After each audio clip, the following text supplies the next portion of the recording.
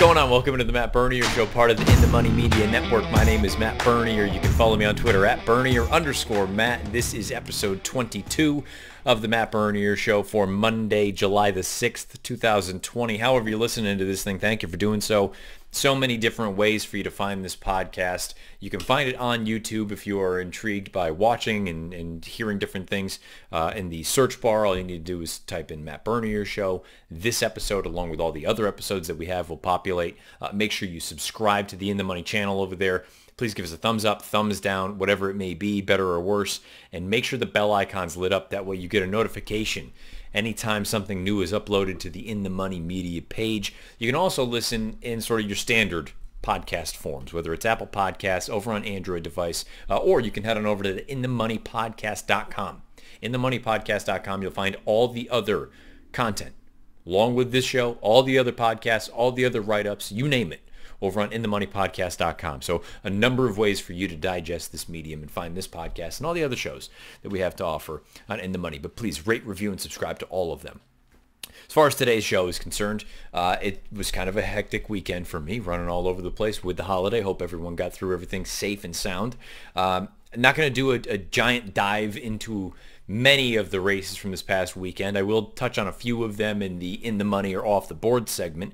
We'll do that after we go over the Friday feature. Now, last week introduced the idea of what I'm going to call the Friday feature. Doesn't necessarily mean it's the featured event at whatever track I pick, but it's the race that we're going to talk about for this show. And there was a pretty good sort of reaction to that idea of having all of you, if you are a listener, certainly if you're a viewer, you already know this, but if you're a listener, if you head on over to the YouTube page, you can leave comments beneath the video player. And the idea for me is to identify a race this upcoming Friday, decide who you think is going to win, leave it in the comment section below. If your horse wins, I'm going to contact you and see if you want to hop on the show and riff with me for a little bit. And really, you'll be the one doing the handicapping, but I think it's a good way to get everyone engaged, get everyone involved, and share different ideas and different thoughts and things like that. So brought that up this past Friday. Todd Drie was the winner. There were a few people that had the winner, but Todd's name was the one I pulled as far as the random generator was concerned. So he was nice enough to come on and shoot the breeze with me for this week's Friday feature. For those of you that are interested in playing, it's going to be Belmont's 8th race, which is not technically the featured event of the day, but given the weather, given the field size, I believe there are 11 horses that are scheduled to go. There was a couple entry in there, but Belmont Race 8 is going to be the Friday feature for this week. If you want to get involved and you want to come on and shoot the breeze with me, ask questions, talk about the race, obviously you got to talk about the race because that's what you're coming on for, and we want to know more about how you go through and do things. Leave your selection beneath the video player on YouTube. I brought up in the interview with Todd, there's a coupled entry. You got to make a pick of one or the other. I'm not going to give you both. So if you like I Love Jackson or you like Twisted Tom, that's fine, but you need to select one of them. I'm not going to give you credit for having the other side of the entry if the other piece bails you out. It's not a pari-mutuel situation here. Pick whichever horse you think is going to win the race. Leave it in the comment section beneath the video player on YouTube. And if your horse wins, I'll contact you and we'll come on for the following Monday and we'll shoot the breeze for a bit. So why don't we start with that before I go into anything else? There won't be an updated pick history this week. Again, I've just been running around like a chicken with my head cut off. I just haven't had time to really get down and do the numbers. I will say last week, not a great week. I don't think there was anything particularly impressive as far as wins were concerned. Had a number of horses at decent prices run second and third, but couldn't quite get there. So no updated pick history. I will come back after the piece with Todd Drie, and we will discuss the In the Money Off the Board segment, which will also tie in with some of the races from this past weekend, and we'll dive into a little bit of Q&A. So without further ado, the Friday feature for this week, Belmont Race 8. Here is last week's winner, Todd Drie. Let's call this the Friday feature. That'll be sort of the term going forward for what this segment is. It may not actually be the featured event of the day of whatever track it ends up being, but we'll call it the Friday feature. And the first week that we kind of opened this thing up, Todd Drie was the winner. He's correctly selected I'll Handle the Cash, and there were a few folks that did pick the winner, but randomly I went through and just kind of pulled out the random number generator, and Todd, you happened to be the one that came up. Thanks first for kind of getting involved and getting this thing off the ground, because without you guys, the listeners, viewers, anybody else that wants to get involved, this thing doesn't really roll. So thank you for doing that. Where can we follow you on Twitter? Yeah, no, thanks, Matt, for that. I mean, great idea, first thing. Love the idea. I'm at mfate9. So Okay, just want to get mfate9. everybody out there so you know that, at mfate9. You can follow Todd on there. Before we dive into the race, and for, again, anybody looking to play this coming week, the race this week is going to be Belmont Race 8. It's not technically the feature, but it's a big full field. There's 11 scheduled to go, and I'm trying to... Todd, I don't know. I mean, I'll appreciate any kind of feedback. I'm looking at it from a standpoint of the weather looks like it's supposed to be okay in New York. I could have picked some other races, but there were shorter fields. And in this race, I think it's a pretty interesting race. It's a state-bred N2X going a mile on the main track. So we can dive into that in a bit. I mean, is there a specific sort of style of racing that you're intrigued with, that you like more than others? And I guess more of a general overview question for everybody listening and watching. How did you get involved in racing? What's sort of your background? Well, pretty much like most people, my dad. So it seems like it's a common theme, right? It's either uncle or dad or something like that. And yeah, so my dad and I, we started out in harness, actually. Grew up in Michigan on the west side, and we had a track that was about 45 minutes away, Muskegon Racecourse. So that's where really started. I remember the very first race I went to was at La Park, I guess you call it. We call it Les Boise Park in Boise. But I was about 10. We went to see my uncle out there. We took an Amtrak all the way across.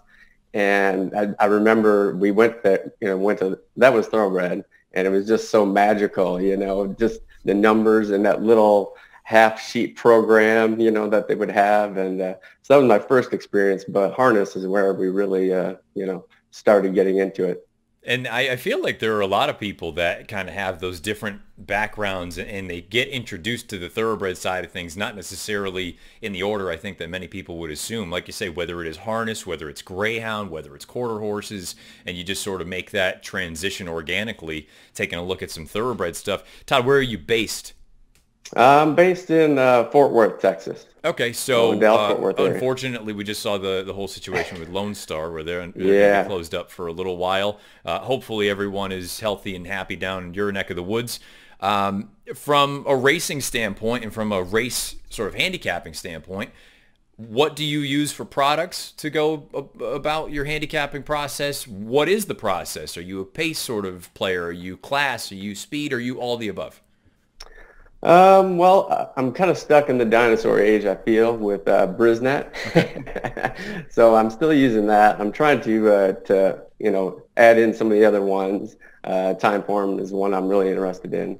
But pretty much Brisnet, and it kind of stemmed from you'd get free PPs when you use twin spires. Yep. And there was a time in Texas where we actually could use twin spires for any track outside of Texas. But then they clamped down on everything, and now we have no ADW for years and years here. But so that's what I use. But I'm basically a pace trip handicapper. I mean, I think it stems from the harness days, actually, because in harness, I mean, it's all about the trip. If you're parked 3 wide, forget about it, right? Yeah. So I think that's where it comes from. So that's my usual style. I look to see how I think the race is going to set up, who it's going to set up for best, and then who's going to work out the best trip. And I think that's, my friend Jonathan Kinchin was someone who has always talked about sort of looking at the race from not necessarily who you think the best horse is or in post position order or anything like that. He'll go through and look at it from a pace standpoint and say, who's going to make the front, and let me go from there. And I think just inherently with American racing, especially on dirt races are typically won with horses that are a little bit more forwardly placed. We saw that with Vekoma setting decent enough fractions there in the Met Mile. And I just think it's an interesting way to go about it. And it's for anyone that's new to the game, I would strongly encourage you to take a look at the pace before anything else, because that old adage is true. Pace makes the race. If there's no pace, it's very, very difficult for anybody coming from the back. And conversely, even if there's a barbecue up front, still beneficial to be forwardly placed, but at least it enables some of the horses trying to rally from off the pace a little bit and come from the back of the pack. Speaking of pace, Speaking of potential running styles, let's dive into the 8th race at Belmont on Friday. Again, for those of you listening or watching, that's going to be the race that you'll need to make a selection on if you want to try to be in the position that Todd is next week. And who knows, maybe it'll be Todd again next Monday that we're talking to. Let's take a look at this one here. State bred N2X, 1-turn mile. It's a race that I haven't done a great deal of work on, but to be honest, this segment's not really about me. This is about hearing all of you and what your process and your thoughts are. If there's anything that I'm curious about, I'll probably just butt in with a question here, but I'm going to kind of throw the ball in your court and say, fire away. All right. Well, awesome. Well, I don't think you could have picked a more contentious race. It was, I went through this and I'm like, come on, really? Like, I mean. Well, I got to be honest, like that's part of it would be fine, if there's a graded stakes race and there's only 6 or 7 horses. But I think from a gambling standpoint, these are the type of races that people will gravitate to, because even if the favorite does win, in all likelihood, I would imagine the favorite's probably going to be in that sort of 8-5, 9-5 range. And I would assume it's going to be the horse breaking from the far outside in Our Last Buck, but I'm not entirely sure of that just yet. We have no morning lines yet, no program numbers and things like that. But continue on. Like you said, it's a very wide open race. Oh, yeah. I mean, you can make a case for nearly all of them, I think. And I certainly, the morning line thing is, I know that that's not a be-all, end-all, but sure gives you a nice little indicator. And I hope you're off base on that 11. Being the favorite. Yeah, exactly. But, with this one, it's definitely pace making the race, I think, and that maybe is why it's helping the 11 out. I think there's quite a bit of speed, potential speed. I see it as a 3 or 4 horse going out for the lead, and it could turn into a duel. I really do like the 1, even though it, has some connotations to maybe some of your football team there. But but I really like last races, not the last races, I'm sorry. It looks like the last races of last year, there was different things going on with Not That Brady. Mm-hmm. And I think now if you go back maybe 4, 5, 6 deep back in the spring and summer of last year, that's where he was in his element, was there at a mile, maybe a mile and a 16th, but was really putting up some fast fractions against quality group there. And so I look to see him in the 4-year-old debut, looking for improvement there. And I think he could be the speed. So from a running style standpoint, like you say, this is a horse that's shown some speed in the past, and breaking from the inside off the layoff, you would assume the horse is going to be fresh and ready to go. And, I mean, I don't know if you agree or disagree. When I look at a horse like Not That Brady, the races from a speed figure standpoint, there are races to be had where this one is good enough to win. I can't help but think that the 5-pound apprentice has to send from the inside. Is that kind of how you looked at it? Yeah, I think so too, given what you said. Coming off the layoff, going to be fresh, has always pretty much shown speed. The thing that was kind of weird was that last race didn't have blinkers, right? So yes. That's kind of a little bit of wild card for me, but it still showed speed without it. So I think it probably will. And I think for me too, with a race like that Empire Classic, it makes you wonder a little bit, because the horse has been gone for so long. Typically, when I see something like that, where you see a running line where the horse is either forwardly placed or just doesn't show up whatsoever, and then doesn't run again until here we are in July of 2020, and he ran in the middle of October, I feel like it's a twofold piece. Either A, the horse got hurt and he needed some time off, and B, in reality, maybe just the right situation didn't present itself for whatever was in the condition book. If they didn't want to run against open company, if they were specifically looking for a spot like this, or maybe the horse just needed this much time to really get back for the connections to feel confident that he's going to fire. Having said that, there are a number of gaps as far as the workout tab is concerned, but I think when push comes to shove, the way that you and I are kind of looking at a horse like this, you got to go. And he'll at least, whether you like him or not, he'll be a factor in the race. Right. Oh, yeah, most definitely. And, yeah, although there's some gaps in there, the works of late have been pretty good. Yep. So I actually like the horse, overall. But, yeah, there's a lot of questions with the speed and how it's going to go. And actually, right to his outside is kind of a wild card to me. with Winston's Chance, typically not forwardly placed, but then we have Kendrick Carmouche put on. And given how it ran that last race, I'm like, so I just, I'm concerned about that one pushing the one. But then, of course, you got 4 Foolish Ghost. You've got number 9, Big Mountain. Yep. And I think they're all in the mix to go, especially Foolish Ghost, coming off the 6th and 7th furlong, looking pretty good. I think that one I'm hoping will take money, honestly, with Jose on board, who's been running great lately. But I'm just looking at that more of kind of cheap speed to me at a mile.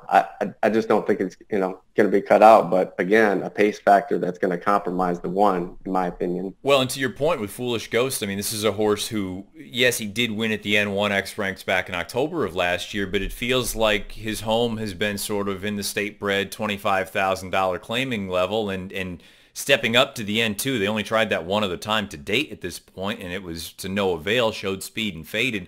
So kind of to your point, especially if it's a horse that you're not thrilled with, if you see someone like Jose Ortiz take the mount, that can kind of work to your advantage because people are going to see the name and you would assume there'll be some money bet just simply because Jose is there. So if you don't like the horse, that just kind of helps everybody out. Yeah, exactly, because he was on board last time and put up a big number. So so that's a play against for me. And then, Big Mountain, kind of a similar thing, up and down form. That last race at Aqueduct, I actually went back and I watched that race, and it seemed like it was fast fractions at the time, but then looking at time form, it didn't really come off like that, and he really backed up. The other one he dueled with didn't back up quite like that. So again, to me, I'm thinking more kind of a cheap speed type. Sure. In this spot anyway. Going out for Robitrass first time, again, coming off of a bit of a layoff, you would assume the horse probably going to be a little bit keyed up, a little bit fresh. You combine that with the other speed that is seemingly signed on, and again, we've seen it in New York. Occasionally things don't go as planned, or the way that it looks anyway on paper, but I think to the overall point, I kind of agree. It seems like there are a number of horses that want to be forwardly placed, and I don't know that there are any, I don't want to say that there aren't any confirmed proper speed types that will put others away, because there are, most of these horses that have shown that speed have won in gate to wire fashion, but I don't look at any one of them and think, oh, well, they're just, the class of the field. I think the horses that seem to make a little bit more sense as far as overall ability are concerned are the ones that aren't necessarily going to be involved in that pace duel up front, whether it is the horse on the outside, whether it is the coupled entry with Twisted Tom and I Love Jackson, or some types like that. Yeah, true. Very true.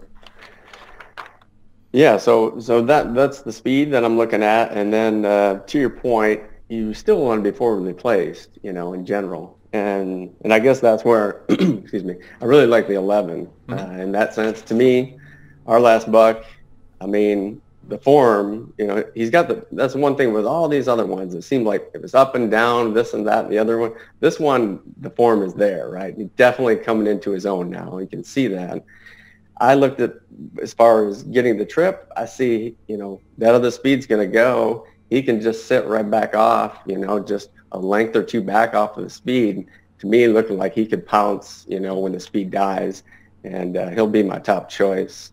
Ever since the switch to the blinkers and Franco, it's been pretty good, albeit stepping up now. But it's just, to me, it's too much with the trip he's going to get, the form he's in. He looks to be the one for me. You go back to, I'm glad you brought up the blinkers piece specifically, because this was a barn change. The horse went from George Weaver's barn, who just won the Met Mile with Vekoma, goes into Michelle Nevin's barn. The equipment change happens, and so often you see that. This is not a young horse. This is a 6-year-old, but you just had a complete form reversal, and sometimes that's all it takes, is just a little equipment change, whatever the case may be, changing barns. And I love that you brought up the tactical ability. This is a horse, go to that run 3 starts back, going 6 furlongs on the muddy sealed track at Aqueduct, rallied from well off of it and nearly got all the money, then comes back, stretching out a little bit, can be a little bit closer to the pace, but is not a horse that is dependent or need the lead type. With that outside draw, I've long maintained I would rather have clean run than try to get too cute in behind horses, try to find a seam. And I get it.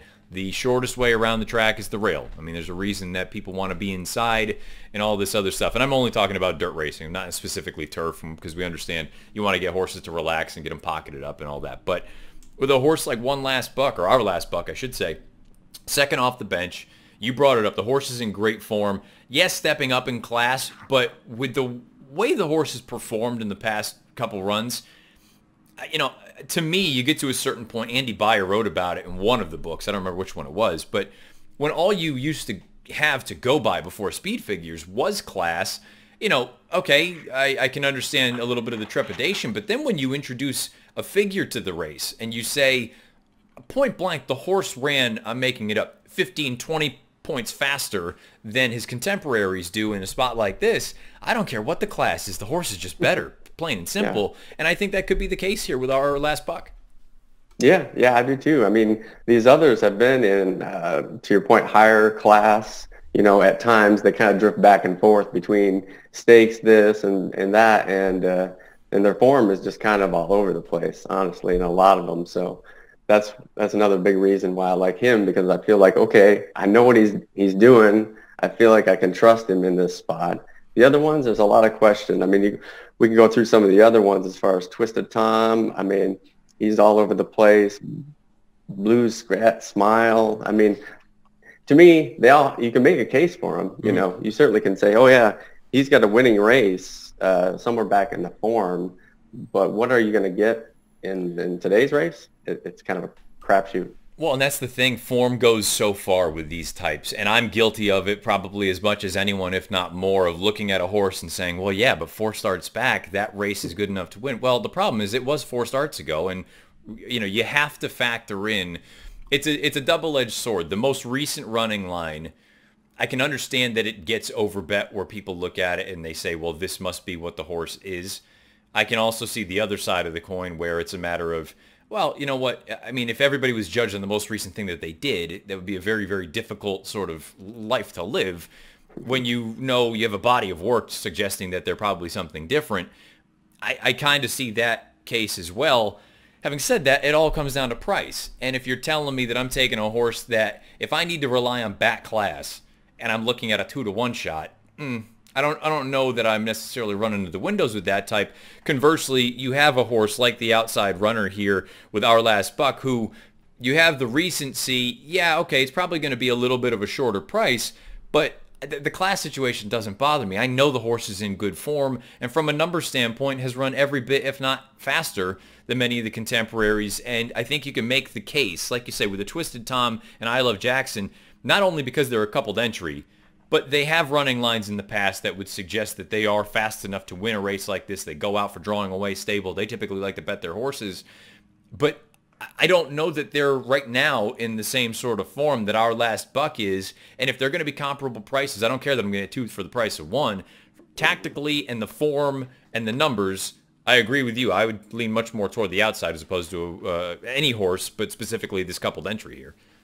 Yeah, that coupled entry was, to me, Twisted Tom. I mean, I know he's been up against Mr. Buff, and in some of his instances where he then looked bad. But even when he had some of his good races, it just I don't know. Maybe it's a little bit of age. It doesn't seem like he quite has it. To me, the I Love Jackson.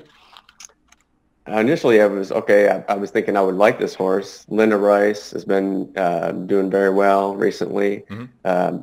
Again, one that could get a good trip. So that was, my initial thought was I think it could stalk, get a good trip. I went back and I watched some of the races. Just visually wasn't thrilled by it. Sure. And then the fact really hadn't been going up with any of these type of fractions. I think we're going to get code red fractions. Yep. Seemingly maybe would set up for a horse like this, but I think maybe that will actually put him farther behind than he typically is. We'll have to rally farther, and I just don't see that happening. And that's another sort of handicapping piece that you can really dive into is, and perhaps I fell victim of it this past weekend. And I was chatting with Ernie Munich down there on the rail right probably 3 minutes before post, and we both we both like Mr. Freeze. There were a number of other people that like Mr. Freeze, but Ernie said something to me, and it's 100% true. There's a difference with a horse, let's just using Mr. Freeze, but I think it relates to I Love Jackson as well. When you're used to horses doing something based on the company that you're keeping, so Mr. Freeze is taking on inferior company, it's one thing against lesser when you look them in the eye and they stop and you keep going. When you take on better horses or the pace is a little bit different and you're sitting there and all of a sudden you go, wait a minute, they're not going away. That's when you can kind of break a horse, and it can end up being a situation where they're just not going to run to what they had been, what their sort of numbers would suggest. And with a horse like I Love Jackson, there's a difference between being close to moderate fractions against potentially inferior and now chasing what's probably going to be a faster pace, and not only a faster pace, but better quality in front of you. Boy, that's a tall order. I'm not suggesting the horse can't win, to your point, but from a numbers standpoint, knowing the horse is going to take a little bit of money, that would be part of my fear with a horse like I Love Jackson. Yeah, me too. It'll be interesting to see what the odds end up being on that couple if they both go, because they're both pretty good, right, in general. So I'm hoping that they take some money, and maybe that helps the price on the 11. So this is, again, the second week that we'll be doing this. We'll call it the Friday feature. Todd Van Drie is the lucky winner of the first round, and let's just get it on the record. Your selection in this race, in fact, is the outside runner, Our Last Buck? Yes, that'll be my top choice. If I was going for some trifecta action, I really do like the one. Even I think his class, even when he's got pushed before, he still hangs in. Look for the improvement. A 4-year-old debut. I would play him second, and then I can put a bunch of other ones for third. Try to catch a price somewhere. Yeah, try to catch a price. That Blues Cat Smile, the 5. Probably throw the entry in there. Duke Point, he's got a shot at clunking up there too.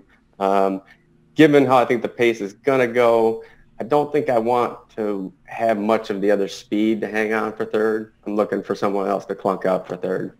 Very good. So Our Last Buck for Todd Van Drie here in Race 8 at Belmont on Friday. Now, if you're getting involved, and again, you got to post it beneath the video player on YouTube. If for some reason you like the entry, I'm not going to allow you to take both. You got to pick one or the other. You either pick I Love Jackson or you pick Twisted Tom. And if the other horse wins, I can't help you. You didn't pick that one. I get it. You get 2 for the price of 1 from a pari-mutuel standpoint. For this standpoint, you got to make a stand and pick one or the other. Todd, thank you so much for the time. I hope this horse runs well, because I see all the reasoning. I thought it was very good sort of logic, the way that you laid it out, where this is a horse that is in good form, should work out a good trip from the outside. I think Manny is riding as well as anyone.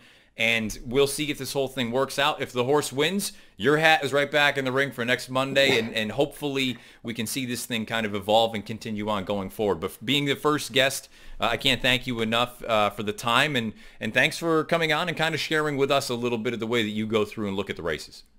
Yeah, thanks, Matt. This was awesome. Yeah, hopefully maybe you and I will just have a standing Monday call. That's cool. We'll set it up. We'll just block out that noontime hour where we can go through and chop up the races to come for the upcoming week. Yeah, it's perfect. Todd, thank you very much for the time, and best of luck this week and going forward as well. I'm sure we'll touch base again at some time soon. All right. Thanks. See you. Thank you again to Todd Van Drie for hopping on. It's not a, if you don't do this on a daily basis, and that was something that I spoke about with Todd after we recorded that, it's one thing to handicap. It's another thing to talk about it a lot, and you can talk about it with your friends, but it's definitely a unique perspective to have to do it sort of in a more public forum, and it's like anything else. The more you do it, the better you get with it, but it's definitely not the easiest thing, and I thought Todd handled it very well, and I'm sure whoever wins this week, maybe it's Todd, maybe it's someone else, I'm sure, just roll with it. Chop it up the way that you think the race needs to be chopped up, and we can go back and forth and spitball. But it's definitely not the easiest thing, but I know, again, Todd is case in point. He did a great job coming on for something that you're not really accustomed to doing.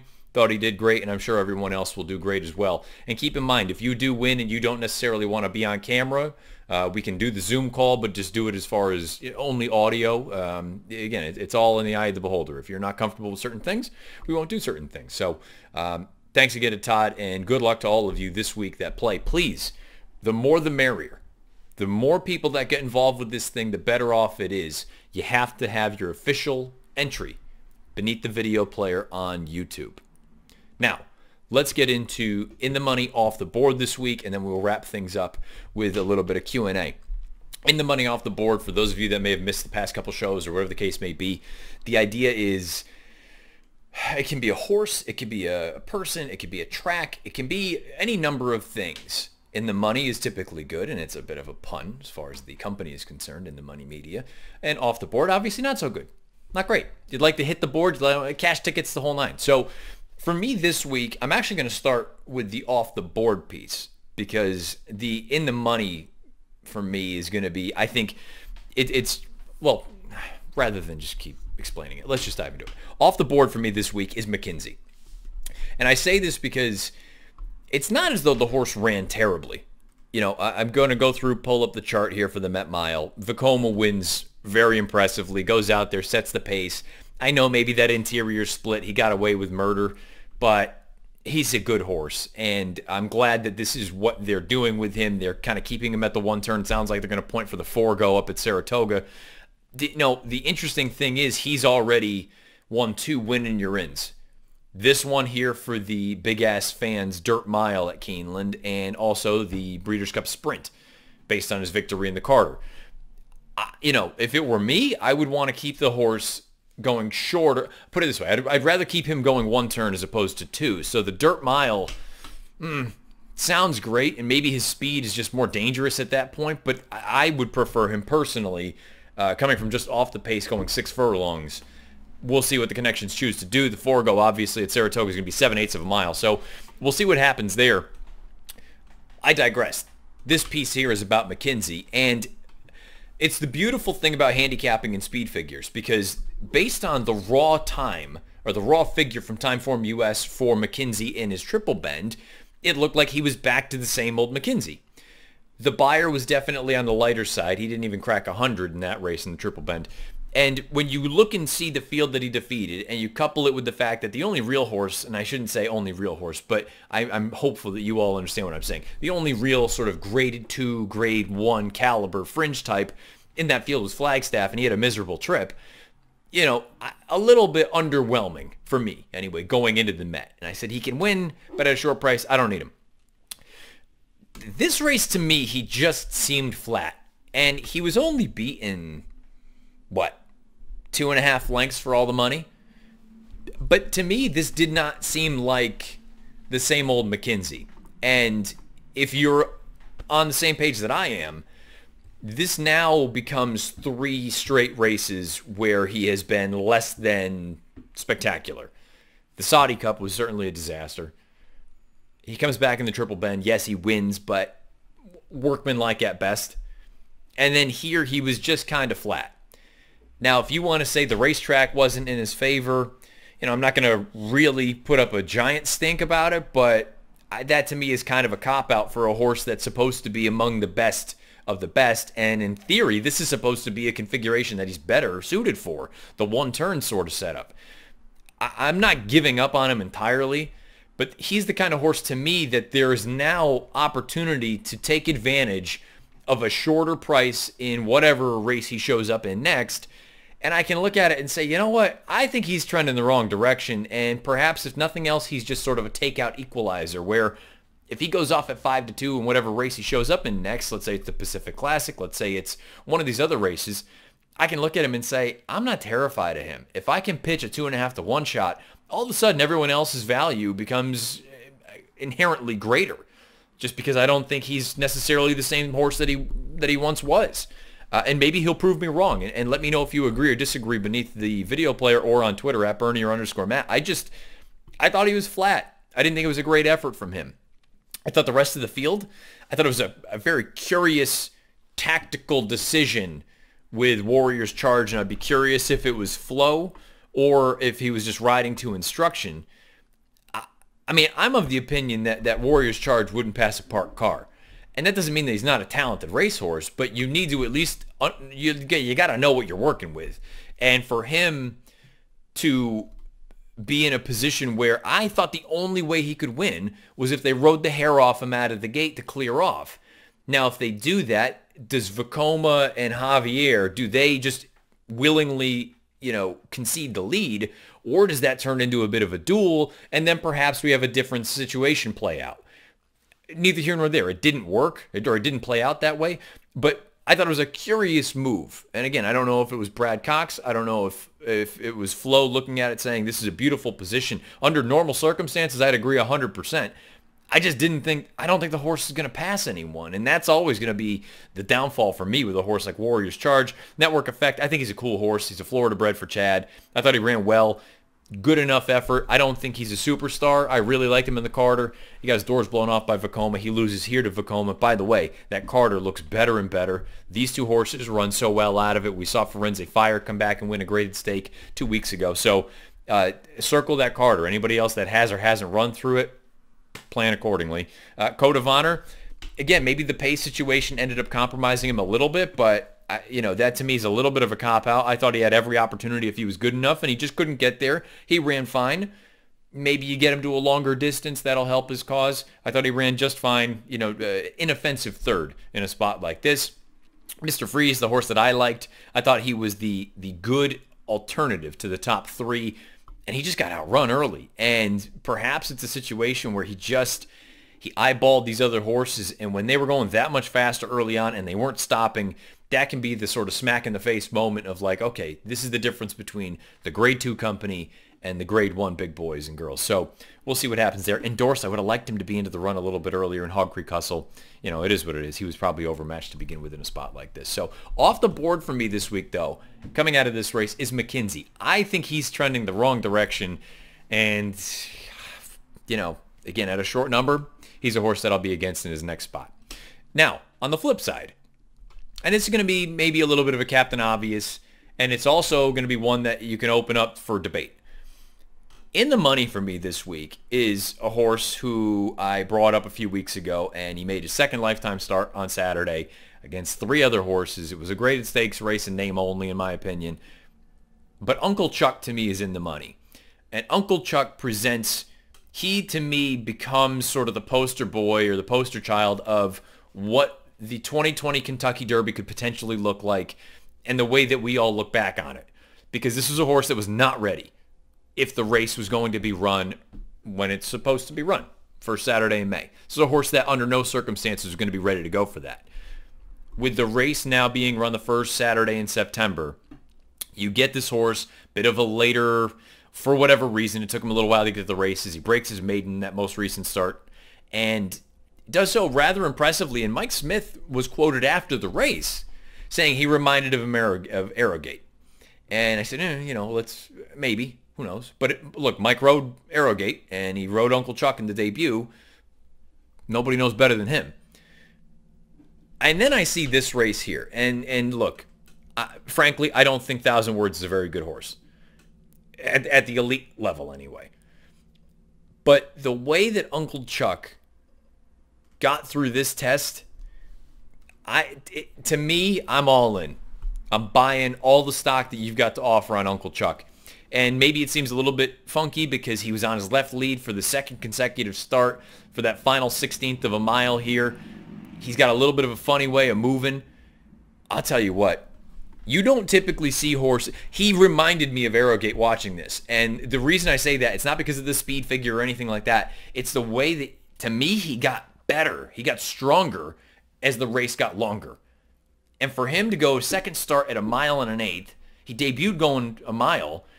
For him to finish the way that he did, and I get it, he didn't run against anything as far as field size was concerned or perhaps quality. He got his final 1/8 of a mile in 11:85. That's a turf number.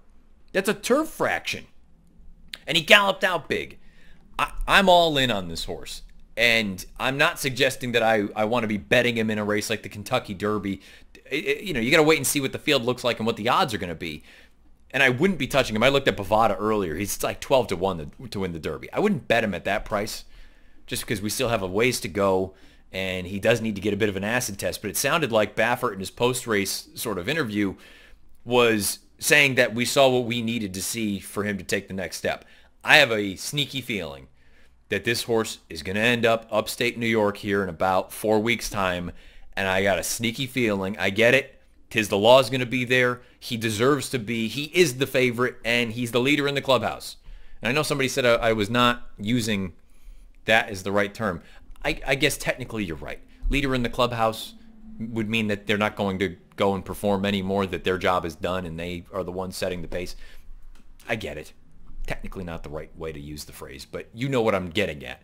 Right now, is if the season ended today, Tiz the Law is without question the 3-year-old champion. He deserves to be the favorite in the Travers. He's going to be difficult to beat in the Travers. I'm fascinated by Uncle Chuck. To me, this race, this Los Al Derby, it gave me whiffs of Arrogate. Speed figure-wise, I don't think the race was unbelievable. He earned a 94 buyer. I think time form-wise, he was in the 124-ish range, so that's a different story. You're talking about perhaps something as high as a 105. Let me pull it up real quick here. I was really taken by the performance, and that to me, finishing like that as the distances get longer, that separates you in a major, major way. I've talked about the 1.25 mile races. That final quarter, if you want to use just sort of an arbitrary number of what can a horse do or not do, if you can get that final quarter mile in a 1.25 mile race sub 26 seconds, I think you're going to be in with a chance, unless you're coming from 100 out of it. If you can be reasonably close, whether it's with tactical speed or your mid-pack, and you can get that final quarter sub 26, you're at least in with a puncher's chance.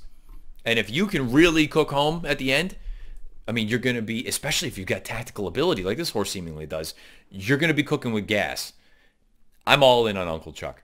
I think the talent is there. I also don't think the mind is totally there just yet. You can see with a little bit of the goofiness, he broke from the gate on his left lead. He finally swapped back over down the lane. He did everything great, popped back to that left lead for the final 16th of a mile, galloped out very, very well. I have a very funny feeling that the sky's the limit for this horse. I don't think mentally he's a completed project just yet, but the talent is immense. Let me know what you think beneath the video player about Uncle Chuck. He's my in-the-money candidate this week. Off the board, McKinsey. Oddly enough, both Baffert horses, both owned by Pegram, Watson and Company. Uncle Chuck to me, boy.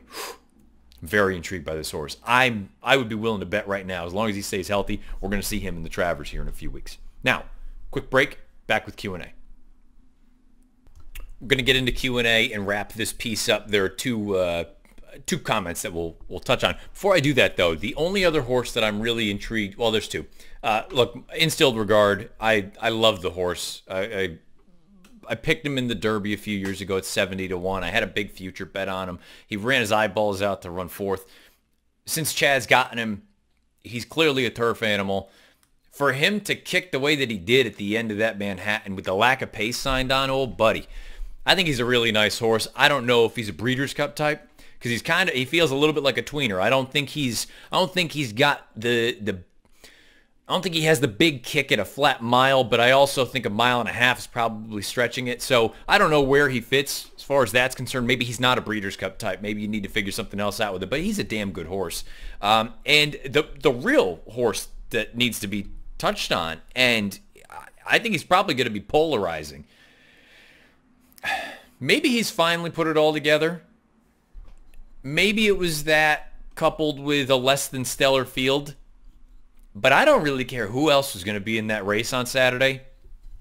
Tacitus buried the field in the Suburban, and he ran fast. I know the main track was playing like lightning. But from a figure standpoint, he's another one that from a buyer-wise, he got 100. In time form, he got something considerably faster, I want to say. As I pull it up here as the computer is doing its business. Here we go. Raw time form, 127.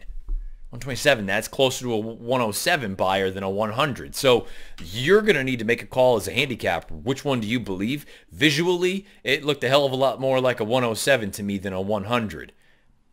Do with that what you will.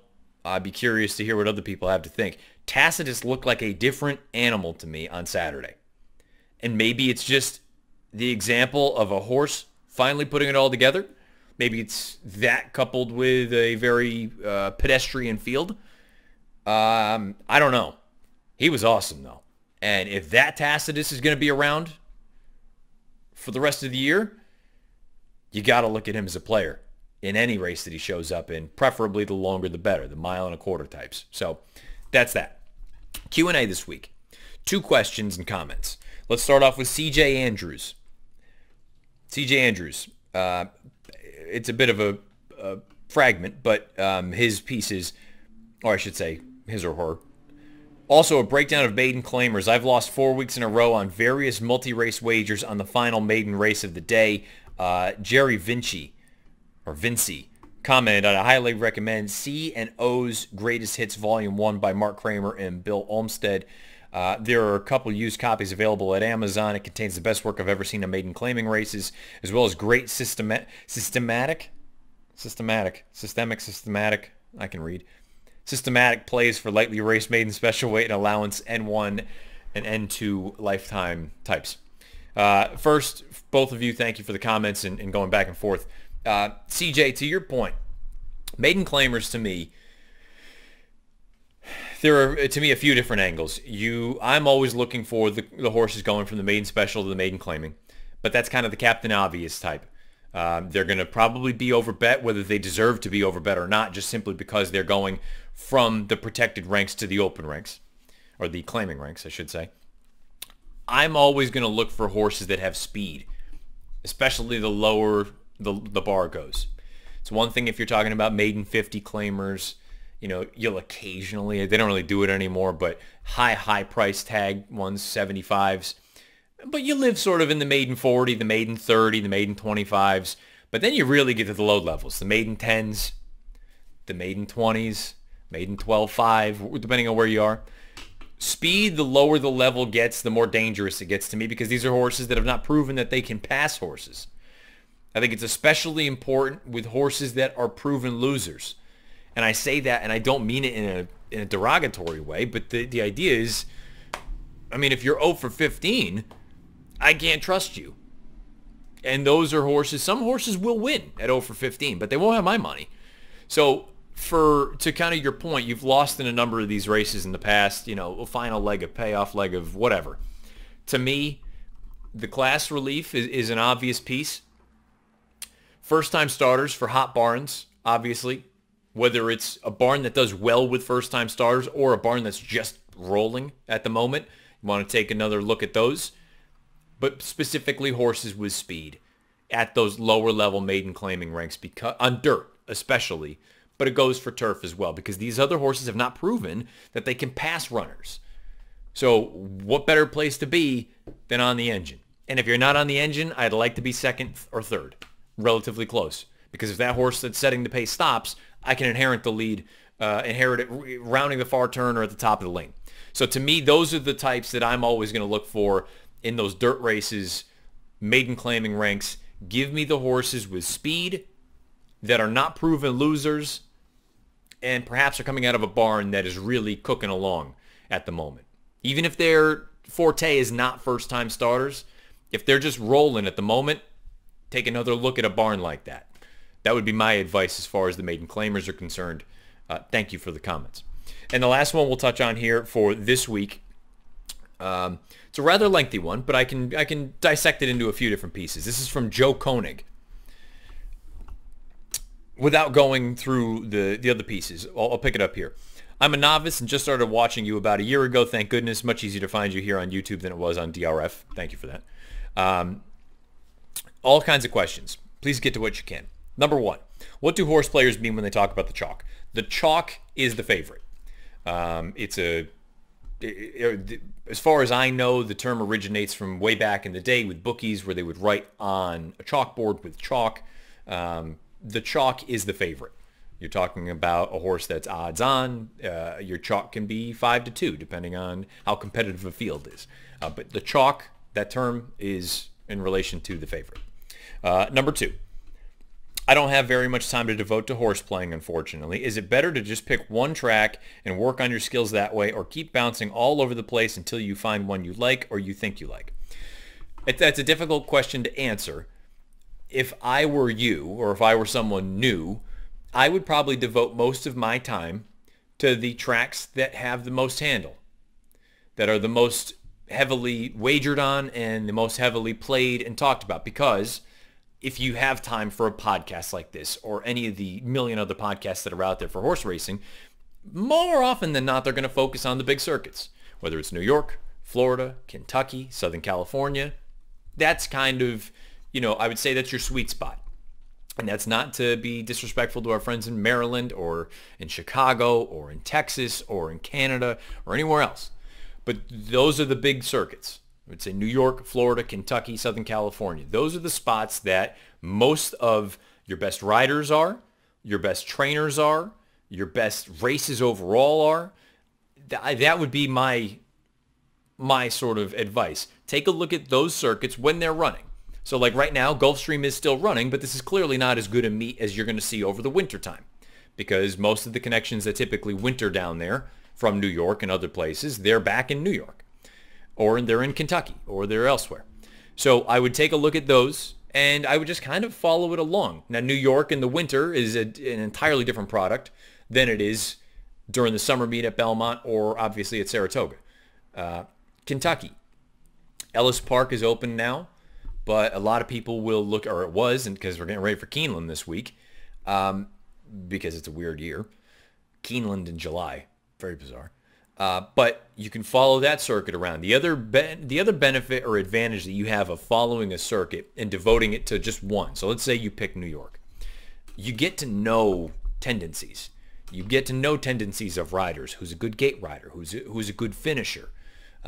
Who's a rider that prefers to save ground versus parking wide in the clear?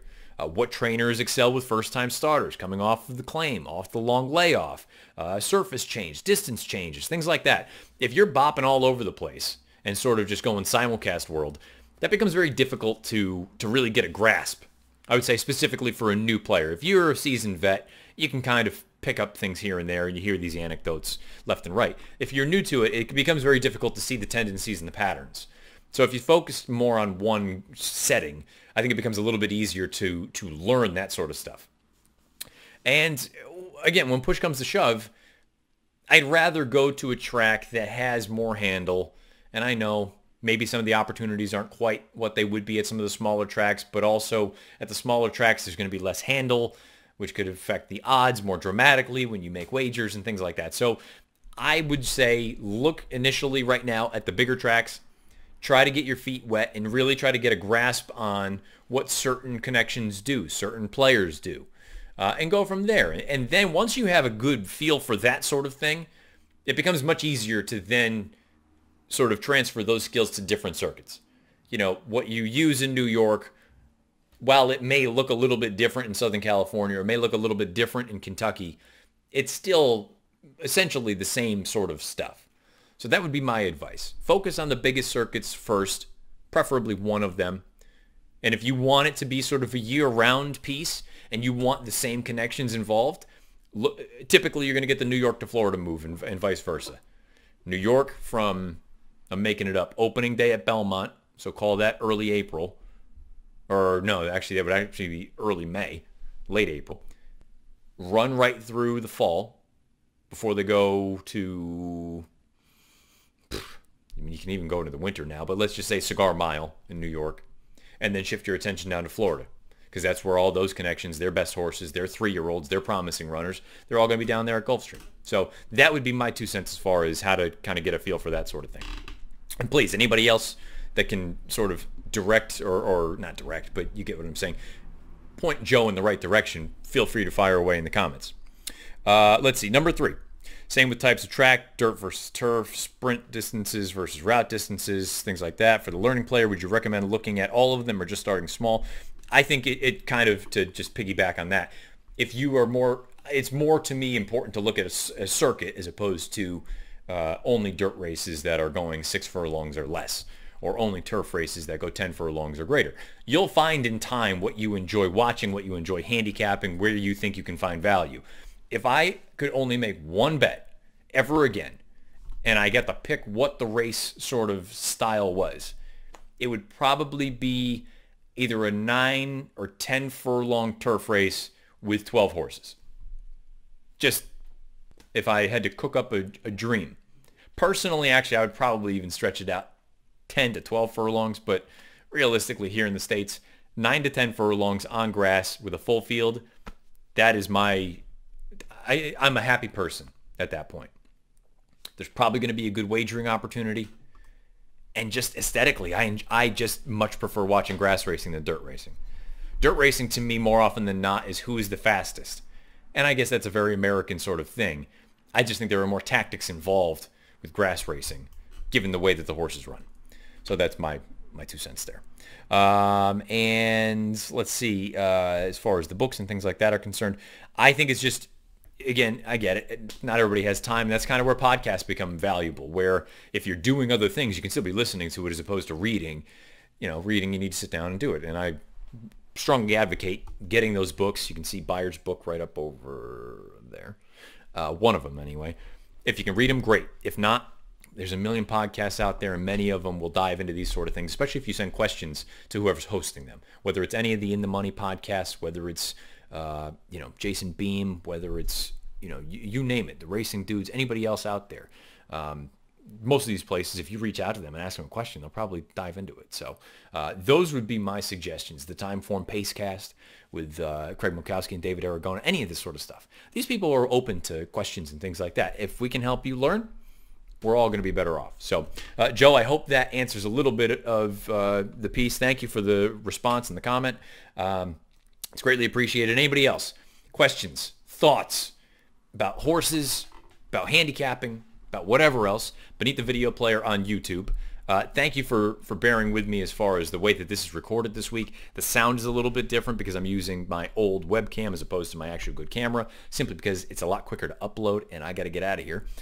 Thank you to Todd Drie, the individual, one of the individuals anyway, who selected the winner correctly last Friday. He came on, gave you his opinions for Belmont Race 8, which is going to be the Friday feature this week. If you want to get involved and come on next Monday, doesn't have to be video. We can just do it audio only if you want. But if you're comfortable, I think video makes it a little bit more enjoyable. Make your selection beneath the video player on YouTube. If you're right, I'll contact you, and we'll do this whole thing again. Todd, good luck this week. Thank you again for coming on. However you listen to this thing, thank you for doing so. YouTube, search bar, Matt Bernier Show. It'll pop up. Make sure you subscribe to In the Money Media. Thumbs up, thumbs down, whatever it may be. Make sure the bell icon is lit up. That way you get a notification anytime In the Money Media uploads something new to the channel, whether it's this program, whether it's new things that are to come. We have some stuff in the works. Obviously, we've had the Horse Players Happy Hour. All sorts of different stuff over there. You make sure that bell icon is lit up. You'll get a notification when something has been uploaded. If you're over on Apple Podcasts, or you're on Android, or you're over on inthemoneypodcast.com, clearly that's just your audio only. But wherever you're doing this, please rate, review, and subscribe. It means a great deal to us, and it helps get new creative content out there. Questions, comments, concerns on Twitter at Bernier_Matt. Until next week, this has been episode 22 of the Matt Bernier Show. Good luck however you play, whatever you play, and wherever you play. Race 8 at Belmont this Friday. Leave your selections beneath the video player.